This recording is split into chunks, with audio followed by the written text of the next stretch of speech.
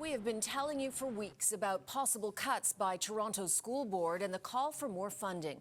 But are Toronto schools really underfunded? We're about to find out. Tina Yazdani joins us with the Ford government's new funding model. And Tina, the province claims it's offering full transparency here, but you're looking into if that's really the case. Well, yeah, that's right, Cynthia. The government says it has heard from a ton of parents lately who say the current funding formula for school boards is too complex, that it's difficult to understand the numbers and how government dollars are being spent. Education Minister Stephen Lecce tells us he is simplifying it so parents can be better engaged. But union leaders say this will do nothing to address the chronic underfunding of schools. This is long overdue to strengthen transparency, put parents in the driver's seat. The education minister tells us the government's new transparency tool will shine a light on how school boards are spending government dollars.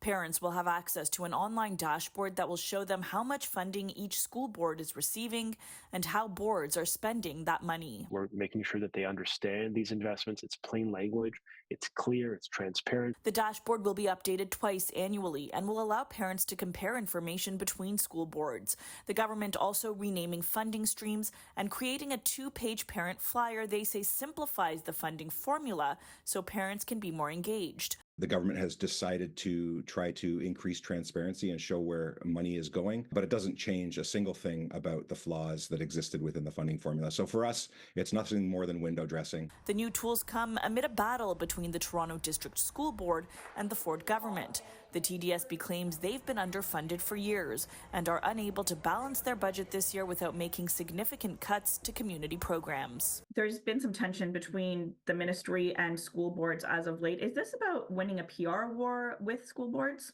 You know, I want to strengthen accountability. Parents should know exactly how the government is spending their dollars, especially if we're increasing the funding as we are this year. With an anticipated 16,000 additional students expected in Ontario schools next year, the government announcing a $745 million increase in core education funding, bringing the total to $28.6 billion.